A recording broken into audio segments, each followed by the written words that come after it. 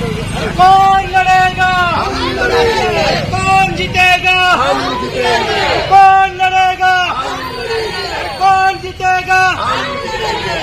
हमारी मांगे पूरी करो, नाहीतर खुर्च्या खाली करो, अरे आमच्या मागण्या पूर्ण करा, नाहीतर खुर्च्या खाली करा. कौन लड़ेगा? हम लढेंगे. कौन जीतेगा? हम जीतेंगे. अरे आमच्या मागण्या पूर्ण करा.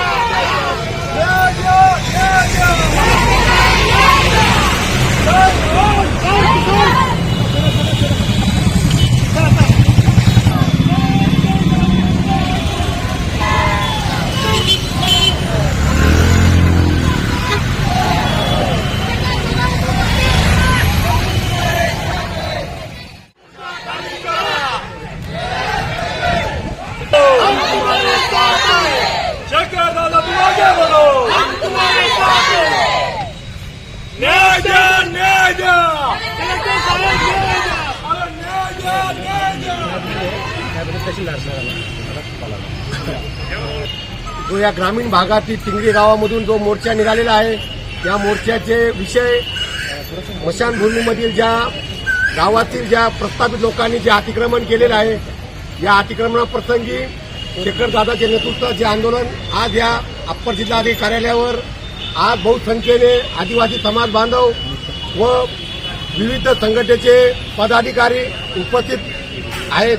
मित्रांनो, विषय सांगायचा असा आहे की या मालेगाव तालुक्यामध्ये आदिवासी दलित या लोकांना न्याय देण्यासाठी कोणतेही संविधानिक मार्गाने निवडून गेलेले लोक असो, जिल्हा परिषद असो, पंचायत समिती असो, आमदार असो, खासदार असो, मला तरी वाटतं या मालेगाव तालुक्यामध्ये दिसत नाही.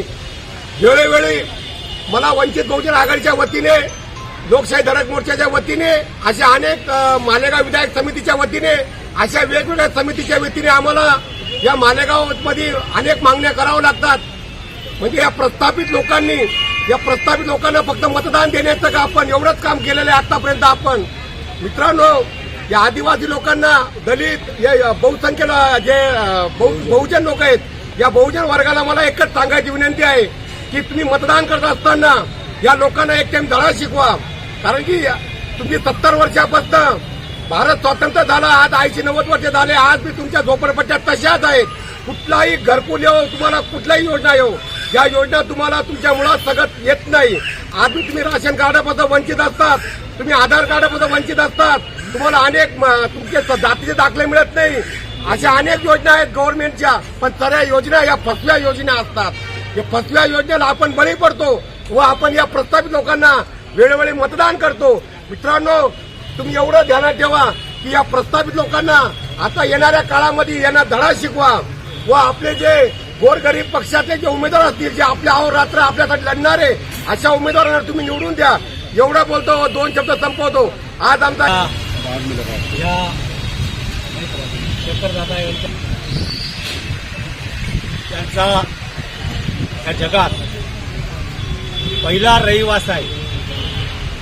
ते पहिले रहिवासी आहेत, म्हणूनच त्यांना हा शब्द आहे आदिवासी.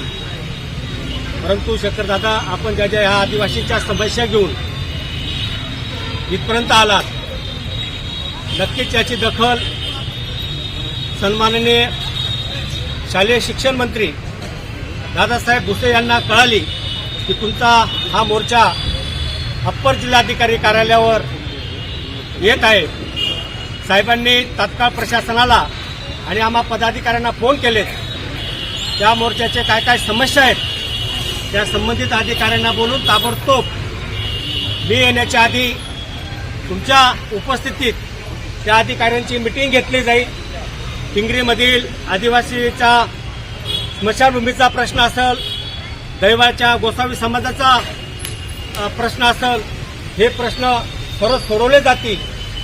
आदिवासींचे जातीचे दाखले असतील किंवा घरकुलांचा प्रश्न असेल, प्रामुख्याने पिण्याचा पाण्याचा जो प्रश्न आहे त्यासाठी साहेबांनी सूचित केलेले काय ते आता तहसीलदार साहेबांनी बीडीओ साहेबांना त्याला किती काय पैसे लागतील, साहेब ते आमदार निधी देण्यास तयार आहेत. परंतु आपल्याला पाणीपासून, घरापासून कोणीही वंचित ठेवणार नाही.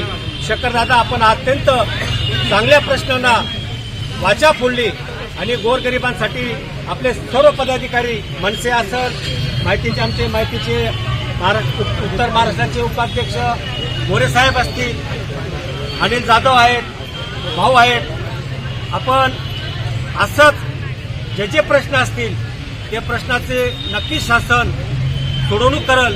याच्यापुढे नक्कीच ही दखल घेतली जाईल की तुम्हाला कुठला मोर्चा काढण्याची गरज भासणार नाही हे नक्कीच मी साहेबांच्या वतीने आश्वासित करतो आणि इथेच थांबतो. जय हिंद, जय महाराष्ट्र.